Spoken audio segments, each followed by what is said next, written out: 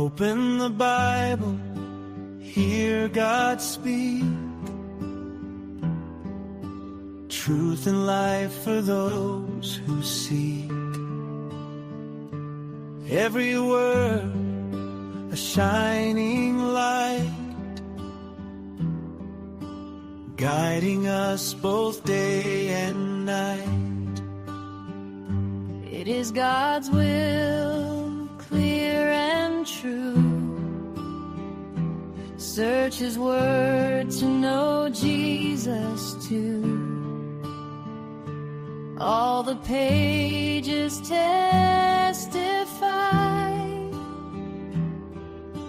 Christ the way, the truth, the light. Search the scriptures, read and see. They reveal Christ faithfully. In His name life is given, eternal life, the hope of heaven.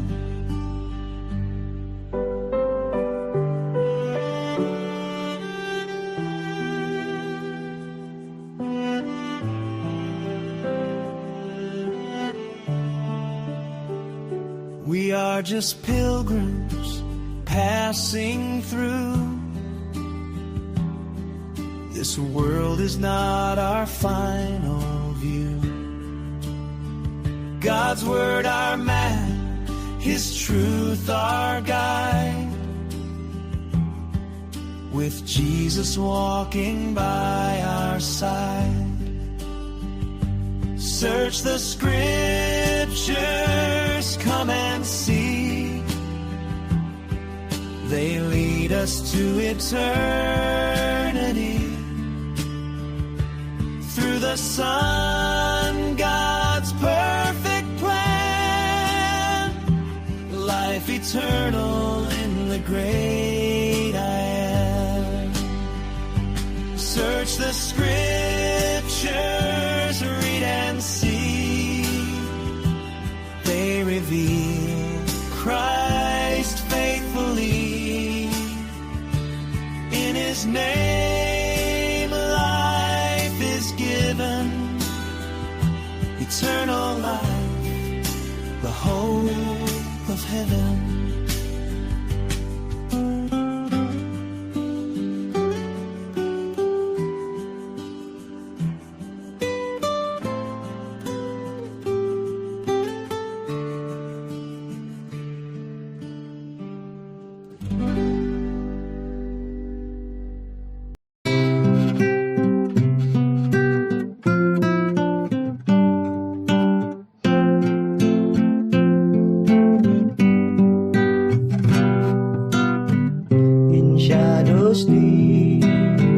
I once did dwell, a captive soul, bound by the spell of sin and darkness, cold and dim.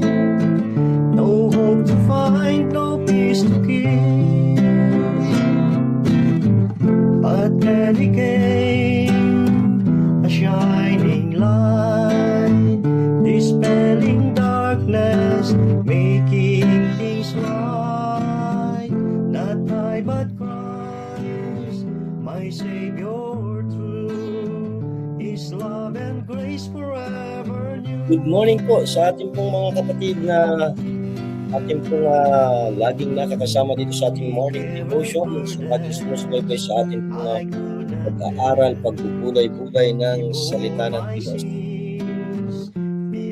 Morning po sa mga kapatiran natin diyan sa Bicol, maging diyan po sa Laguna, sa Calamba.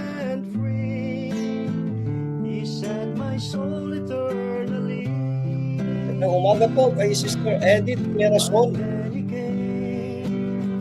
A shining light, dispelling darkness, making things right. Not I but Christ, my Savior true, His love and grace forever new. No longer I,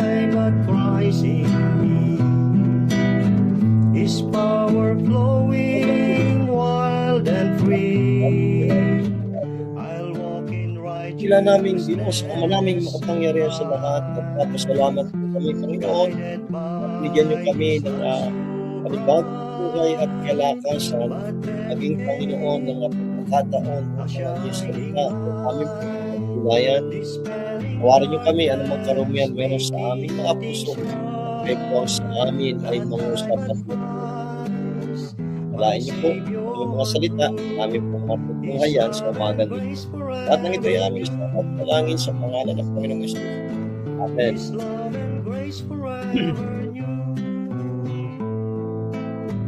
Not I, but Christ my Savior true. Okay, dito po tayo sa aklat ng Psalms chapter 61 verses 1 to 4. At ito po ang ating pong pagbulayan ngayon po umaga. Psalms chapter 61 verses 1 to 4. Ito po ang sabi ng Bible, Psalms 61 verse 1, Hear my cry, O God, attend unto my prayer. From the end of the earth will I cry unto thee. When my heart is overwhelmed, lead me to the rock that is higher than I. For thou hast been a shelter for me, and a strong tower from the enemy. I will abide in thy tabernacle forever. I will trust in the covert of thy wings, Selah.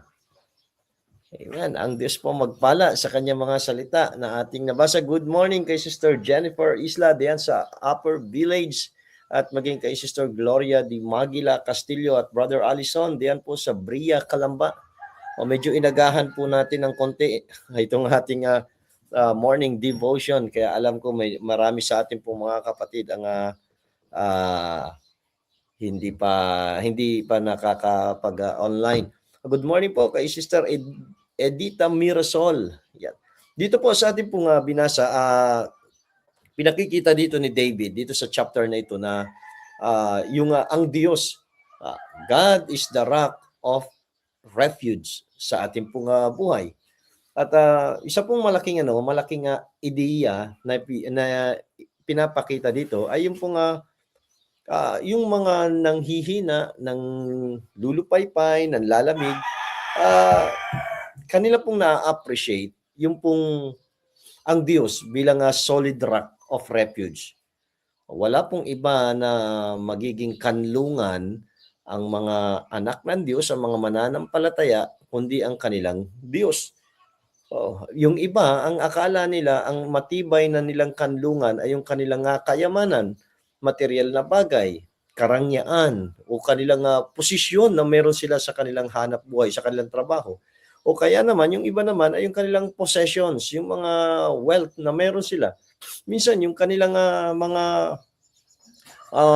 mahal sa buhay, ang kanilang kanlungan. O kaya naman, yung kanilang kalakasan, na sariling kalakasan, karunungan at katalinuhan. Pero ang tunay na kanlungan natin na ating mapagtataguan sa panahon ng tayo po may mga bagyo sa ating buhay, sa panahon ng may mga atake, ang kaaway sa ating pong buhay, ang tunay po na ating pong makakanlungan ay ang ating pong Diyos, ang ating pong Panginoon. Kaya dito, sa bahaging ito, sinasabi ni David, pinakikita ni David, na doon sa mga faint-hearted, ay na-appreciate nila ang Diyos bilang kanilang solid rock of refuge. Opo. Wala pong ibang kanilang mapupuntahan, kundi ang kanilang Diyos. Ganon din po sa atin.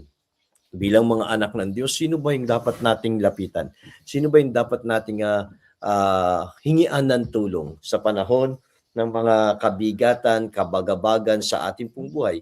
Wala pong iba kundi ang ating pong Diyos. Kung tunay na tayo ay nananampalataya, kung tunay na sinasabi natin sa ating sarili, tayo ay mananampalataya, tayo ay anak ng Diyos, dapat ang ating lalapitan, ang ating sasanggunian, ang ating hihingian ng tulong, walang iba kundi ang ating Diyos. Ba? Ang ating Diyos. Kaya kahit saan natin ibaling ang ating mata, ibaling ang ating paningin, wala tayong dapat na ibang makita na mahihingan ng tulong at makakatulong sa atin, kundi po ang ating pong Diyos. Kaya dito sinabi ni David, dito ipanalangin. panalangin sa Panginoon para humingi ng tulong at naikonekta niya yung mga fainted-hearted doon sa tower of strength, walang iba kundi ang ating Panginoon. Ang sabi sa verse 1, "Hear my cry, O God, attend unto my prayer." Ito, kaniyang dinudulog sa Panginoon, sabi ni David sa Diyos, dinggin mo ang aking daing, ang aking dalangin. O Diyos, pakinggan mo ang aking dalangin. Naandun yung kanyang karaingan, at ito po itong verse na ito, pinakikita, sinasabi na yung si David, yung kanyang prayer ay prayer na umahanap o seeking an audience with God. Nais niya na pakinggan siya ng Panginoon. At alam po, sa ating pananalangin, talaga namang ang ating audience ay ang Diyos. Sa Kanya tayo lumalapit. Kaya dito, naandun yung kanyang paghanap. Sabi ng Bible, di ba?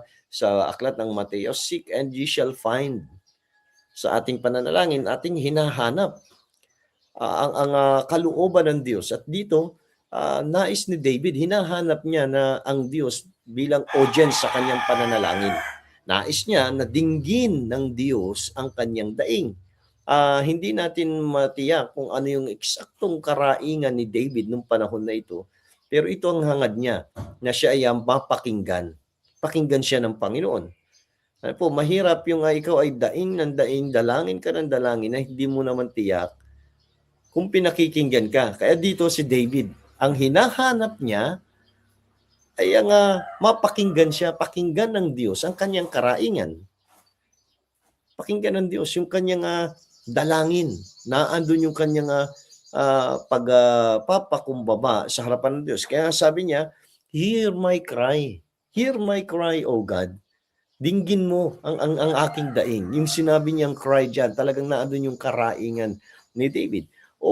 Sabi niya, attend unto my prayer. Pakinggan niyo ang aking dalangin. Kaya dito sa bahaging ito, sinasabi ni David, pinakikita ni David na prayer seeks an audience with God. Kaya doon sa ating pagdulog sa Panginoon, paglapit sa Panginoon, anumang oras yan, anumang panahon yan, wala tayong ibang audience na hinahanap kundi ang Diyos. Kaya nga sa ating pananalangin, hindi tayo nananalangin para iparinig na magaling tayong manalangin. Yung ating panalangin ay hindi panalangin na sinaulo natin, kundi yung ating panalangin ay panalangin na nagmumula sa ating puso para hanapin ang Diyos na siyang makikinig sa ating panalangin, para hanapin ang kalooban ng Diyos sa ating pong panalangin. Verse 2, from the end of the earth will I cry unto thee. When my heart is overwhelmed, lead me to the rock that is higher than I. Ano po dito? Doon sa unahang bahagi na ito ng verse 2, sabi niya, from the end of the earth will I cry unto thee. God is never out of range sa ating pong mga panalangin. Hindi po ang Diyos ay hindi maaabot. Lagi pong maaabot ang Diyos sa pamamagitan ng ating panalangin. Alam po yung ating mga cellphone, yung gadget na meron tayo ngayon, di ba? Meron tayong mga cellphones. Yung ating mga cellphone, meron itong mga signal. Minsan may mga lugar na kung saan ay hindi naaabot yung signal. Mahina yung signal, hindi matawagan, hindi makakontak yung ating tinatawagan. Pero ang ating pong Diyos, hindi po nawawala yung signal. Laging malakas, laging naaabot. Hindi siya out of range ang ating Panginoon. Pagdating sa atin pong pananalangin, lagi siyang nariyan. Ang sabi niya, from the end of the earth will I cry unto thee. Kahit pa sa dulong bahagi ng daigdig, dulong bahagi ng mundo, dulong bahagi ng lupa, at tayo'y manalangin, dumulog sa Panginoon, maririnig niya tayo. Diba? Para nga minsan kasi, para bang ang layo-layo ng Diyos. Parang ang layo ng Diyos sa atin. Pero ang totoo, Siya po lamang, napakalapit lamang sa atin. Kaya ang pakiramdam minsan ng Kristiyano, ang layo ng Diyos kasi siya ang malayo sa Diyos. Di po ba? Tingnan natin, suriin natin sa ating sarili, bakit parang hindi dinidinig ng Diyos? Bakit parang hindi naririnig ng Diyos yung ating panalangin? Balikan natin ang ating sarili, kumustahin natin yung ating buhay, yung ating spiritual na buhay, nasaan na ba tayo? Gaano tayo kalapit sa ating Diyos? O gaano tayo kalayo sa ating Diyos? Baka akala lang natin ay malapit tayo sa Diyos, pero malayo na pala tayo sa Diyos. Kaya pakiramdam natin, hindi tayo dinirinig ng Diyos. Pakiramdam natin, hindi tayo napapakinggan ng ating Diyos. Kasi ang layo po natin sa Panginoon. Amen? Di ba? Ang layo natin. Tayo po ang lumalayo. Tingnan po natin. Kung ating pong babalikan, yung ating pong susuriin, yung ating mga personal na buhay, kumusta yung ating pong pagsamba? Malapit ba tayo sa Diyos o malayo na tayo sa Diyos? Diba? Kumusta yung ating pagsamba? Naandun pa ba tayo sa yung panahon na o kalalagayan na tayo excited kapag sasamba? O na parang naging routine na lang, mechanical na, nakagawian na kasi na tuwing araw ng linggo pupunta sa pananambahan, kaya sasamba. Ngayon, pumupunta sa pananambahan, hindi para sumamba, but for attendance na lang. Di ba? Pansinin natin sa ating mga sarili, bakit tayo napunta sa bahay panambahan? Pumupunta pa ba tayo doon para sumamba o for attendance at makita ng mga tao na tayo ay dumadalo sa church? Uma-attend sa church. Ang dahilan bakit tayo pumupunta doon para sumamba. Anong ginagawa natin pag tayo ay nasa bahay panambahan? Sumasamba pa ba tayo o tayo nag-uobserba na lang sa nangyayari doon sa programa ng pananambahan? Di ba? Tingnan natin, malapit pa ba tayo sa Diyos o malayo na tayo? Malayo na tayo sa Panginoon. Kaya minsan, yung panalangin natin, akala natin dahil lagi tayong nasa church, aktibo tayo, malapit tayo sa Diyos. Kaya minsan yung panalangin natin, pakiramdam natin, bakit parang hindi naririnig ng Diyos? Diba? Tingnan natin, totoo pa ba yung pagsamba? Paglilingkod. Yung bang paglilingkod natin na ginagawa, ay talaga bang paglilingkod pa o gusto lang nating gawin para tayo ay pagpalain? Di po. Tingnan po natin, suriin natin sa ating sarili. Kaya ba natin ginagawa yung paglilingkod dahil gusto lang nating paglingkuran ang Diyos o gusto natin tayo ay pagpalain? Naando na tayo na meron pong gantimpala sa anumang ating ginagawang paglilingkod sa Panginoon. Pero kapag mali na yung motibo ng ating puso, paano tayo gagantimpalaan? Diba? Tayo ba ay naglilingkod pa para dahil gusto nating paglingkuran ang Diyos na sa atin ay nagbigay ng buhay at nagbigay sa atin ng kaligtasan? Gusto natin siyang mapapurihan, gusto natin siyang maluwalhati, o gusto lang natin tayo i-bless niya kaya tayo naglilingkod? Maipakita yung ating talento, yung ating kakayanan, yung ating espiritualidad.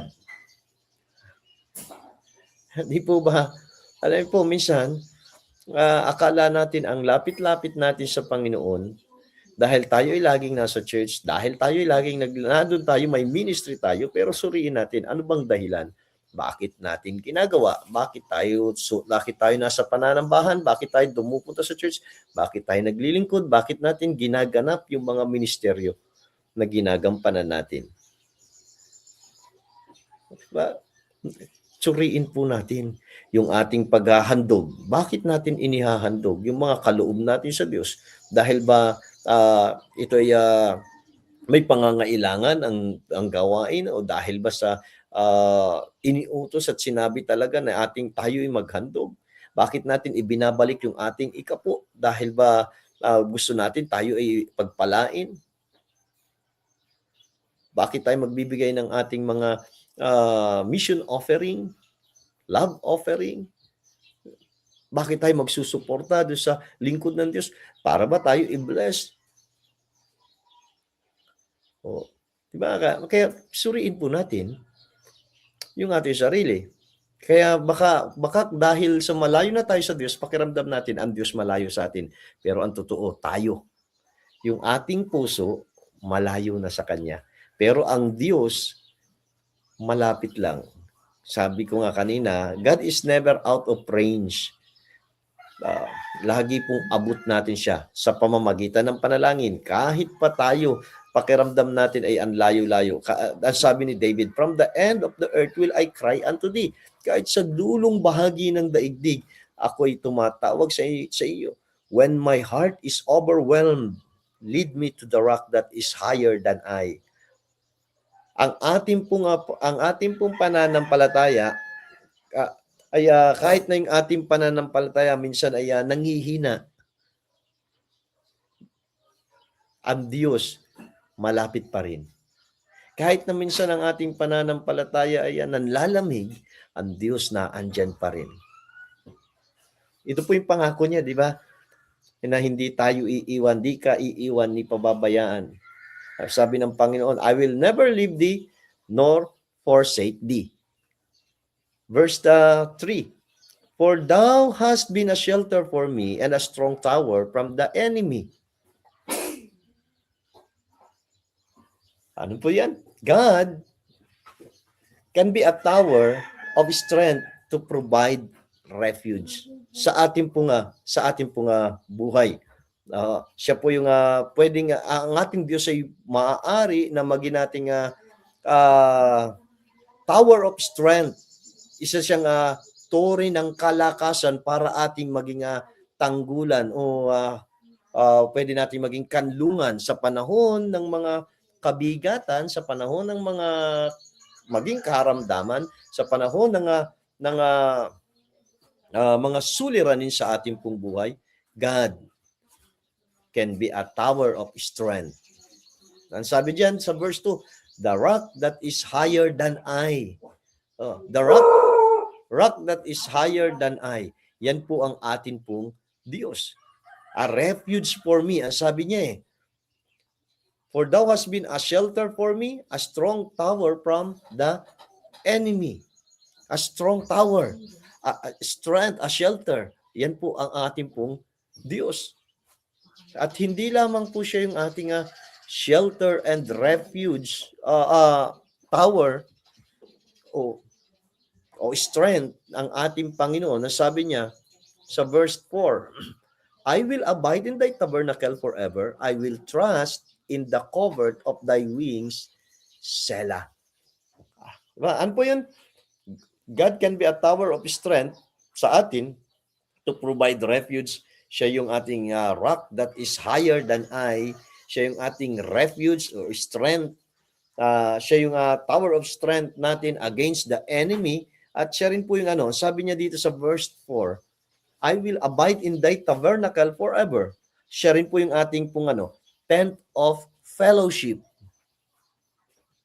and worship, na kung saan doon tayo makapananahan ng payapa at ligtas. Ay po, wala nang ibang ligtas na lugar kundi yung lugar na kung saan tayo ay nasa lugar ng pananambahan. Lugar ng pagsamba. Sa bahay panambahan. Yung tayo ay sumasamba, ito po yung safest, isa sa safest place sa ating pong buhay. At sinasabi dito ni David, I will abide in thy tabernacle forever. Kung sa ating panahon bilang mga anak ng Diyos, tayo ba nananatili pa rin sa church? Yung pa rin ba yung desire natin na dito pa rin ako sa church kahit na anong mangyari, nandito ako. Alam po, minsan kasi nakatingin tayo sa ating kapwa kapag may nakita tayo na hindi natin nagustuhan, yung salitang offend na Natitisod ka dahil hindi mo nagustuhan yung nakita mo sa iyong kapatid, narinig mo sa iyong kapatid, nagawa ng iyong kapatid sa Panginoon, natitisod ka. Pero alam po, sila ba ang dahilan bakit ka nasa church? O ang Diyos? Kung sila ang dahilan, matitisod ka. Pero kung ang Diyos ang dahilan, bakit ka nasa church? Hindi ka matitisod. Diba? Hindi ka matitisod. Kasi palalakasin ka lagi, lalo ng salita ng Diyos. Tent of fellowship. Mai-enjoy mo yung fellowship sa Panginoon, mai-enjoy mo yung fellowship sa iyong kapwa mananampalataya. Sabi pa niya, di lang yan I will abide in the tabernacle forever. I will trust in the covert of thy wings. Di ba? Ito yung sabi ni David. I will trust in the covert of thy wings. Para tayong mga sisiw sa ilalim ng pakpak ng inahin. At sabi niya, ako'y magtitiwala. Manganganlong ako sa ilalim ng iyong mga pakpak. Itong sinasabi ni David.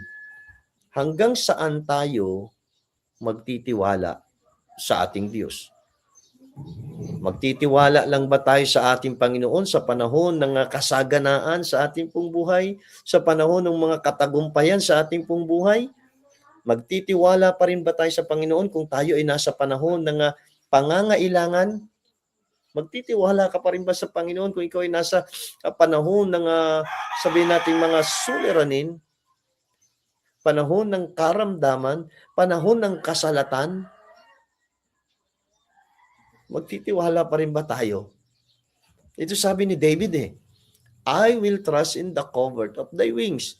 Nung sinabi niya na I will trust in the covert of thy wings, manganganlong ako, magtitiwala ako sa ilalim ng iyong pakpak, ito po'y wala pong pinipiling panahon. In time of troubles, trials, tribulation, triumph, hindi mawawala yung kanyang tiwala sa Diyos. Ganun din po sa atin. Kumusta sa ating pong buhay? Naandun lang ba tayo na nanganganlong at nagtitiwala sa Panginoon sa panahon ng maayos, payapa, sagana, walang problema? Paano sa panahon ng mga pangangailangan? Paano sa panahon ng karamdaman? Paano sa panahon ng krisis? Kagaya ng ganitong panahon. Paano yung ganitong panahon na may krisis? Nagtataasan ang bilihin. Nagtitiwala pa rin ba tayo sa Diyos? Manganganlong pa rin ba tayo sa ilalim ng pakpak ng ating Panginoon? O tayo na ay lalayo at mag-iisip na tayo ng sarili nating paraan? Kaya dito po, pinakikita ni David, tayo na mga mananampalataya, meron tayong connection, makakakonect tayo sa Panginoon sa pamamagitan ng ating pong pananalangin. Kaya doon sa verse 1, kung ating pong mababalikan, sinabi niya na, I hear my cry, O God, attend unto my prayer. Hinahanap niya na ang Diyos ay pakinggan ang kanyang daing, ang kanyang panalangin. David is seeking an audience with God. Nais niya na pakinggan siya ng Diyos. At ganun din tayo. Nais natin pakinggan tayo ng Diyos at magbigay tayo ng dahilan para dinggin tayo ng Diyos. Magbigay tayo ng dahilan sa Panginoon para tayo ay dinggin niya. Tayo po'y manalangin, Panginoon. Nagpapasalamat po kami sa umagang ito sa pagkakataon at kalayaan na ibinigay niyo sa amin upang ang inyong salita ay aming pagbulayan. Tulungan niyo po kami na ito po'y maisabuhay at maging kagamit-gamit sa aming pong buhay. Dalangin ko po ang inyong mga anak, anong mga kalalagayan meron sila, ay bigyan niyo po sila ng kalakasan at biyaya. Kung meron mga labanan, pinagdaraanan, suliranin, ay kayo po magbigay ng kalakasan sa kanila. At kung meron mang may pangangailangan, alam ko po na kayo pong magkakalob din ng probisyon, anumang kanilang pangangailangan. Sa may mga karamdaman, dalangin ko po ang kagalingan, Panginoon, para sa kanila. At ganun din po, Panginoon, sa mga hanap buhay at negosyo ng inyo pong mga anak, inyo po itong pagpalain.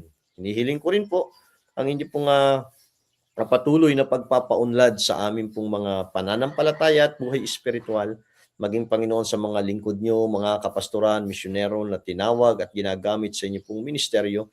Bless niyo po ang kanilang pong mga buhay, ang kanilang family, kanilang health, Panginoon. At patuloy din po na itinataas namin sa inyo ang aming pong bayan, ang aming bansa ay kayo pong magpaunlad sa ekonomiya. At ganun din po, Panginoon, na patuloy na ingatan nyo ang bawat isa. Kayo po, Panginoon, ang siyang mahayag sa aming buhay sa buong maghapong ito. Kami po inyong pangunahan at samahan. Ang lahat ng ito ay aming samat dalangin in Jesus' name. Amen. Amen. Magandang umaga po at pagpalain tayo ng ating pong Panginoon. Magandang umaga po at salamat sa ating mga kaya Hilda po. Ayan, good morning. Maraming salamat po. Maging kay Glory Hope Luren. Kaya Brother Roger Hermosa, good morning po. Kaya Sister Miriam Banyel, magandang umaga po. Carlito Ventura, good morning. At kaya Sister Mercedita Soriano, magiging Pastor Boyd, yan sa Pangil Laguna, magandang umaga po. LJ, good morning. Morning ba o evening? Yan, sa Cyprus.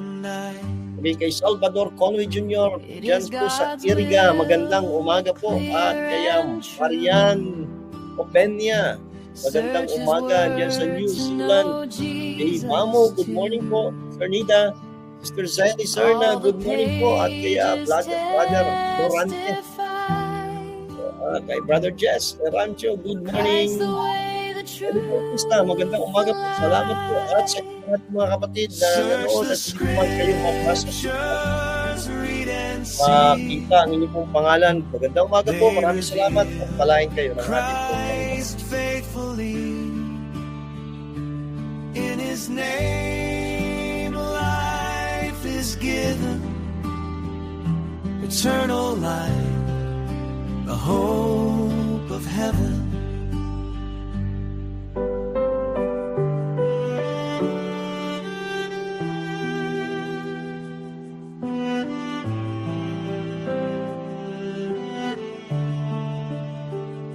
We are just pilgrims passing through.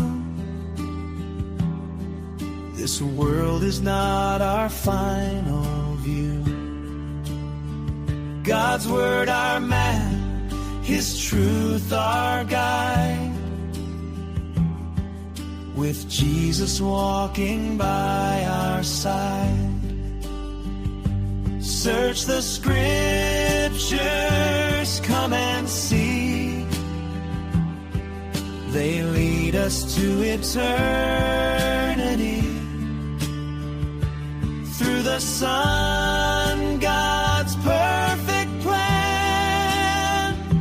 Life eternal in the great I am. Search the scriptures, read and see. They reveal Christ faithfully.